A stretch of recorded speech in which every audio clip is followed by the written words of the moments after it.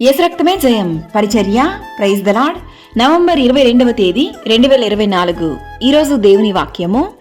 అప్పుడు యెహోవా వారికి భయపడకుము, నీ చేతికి వారిని అప్పగించి ఉన్నాను, వానిలో ఎవడనో నీ ఎదుట నిలువడని యెహోషువతో సెలవిచ్చెను. యెహోషువ 10వ అధ్యాయం 8వ వాక్యము. అవును క్రీస్తునందు ప్రియులారా, అపవాది అయినటువంటి సాతాను విశ్వాస జీవితంలో, విశ్వాస యాత్రలో మనల్ని ఎదుర్కోవడానికి అనేక తంత్రములను, కుయుక్తులను చేయుచూ ఉంటాడు. శత్రువు అయినటువంటి సాతాను అన్ని వైపులా మనలను తరుముచు నిందలను, అవమానములను, రోగములను, ఆర్థికపరమైన ఇబ్బందులను, లేమి, శోధనలు, ఇలా ఎన్ని విధాలుగా మనల్ని కృంగదీయగలడో అన్ని విధాలుగా తరుముచున్న సమయంలో యెహోషువతో దేవుడు చేసిన ఈ నిబంధనను జ్ఞాపకముంచుకొనుము. ఈ దినముల యందు ఎవరు నీ ఎదుట నిలువలేరని యెహోషువతో చెప్పిన దేవుడే ఈ దినాన ఈ వాక్యం ద్వారా నీతో మాట్లాడుతున్నాడు.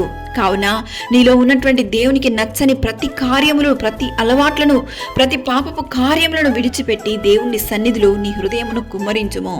వాగ్దానం చేయడం మాత్రమే కాదు, దేవుడు తగిన సమయంలో నీ జీవితంలో ప్రతి అవసరతలను తీర్చి నీకు అన్ని విధములైనటువంటి దీవెనలను అనుగ్రహించగలడు. కావున దేవుని వాక్యాన్ని విశ్వసించి దేవుని వాగ్దానమునకు లోబడి దేవునికి ప్రీతికరమైన జీవితాన్ని జీవించము. సకల ఘనత, మహిమ, ప్రభావములు యేసయ్యకు మాత్రమే కలుగును గాక. ఆమేన్. God bless you.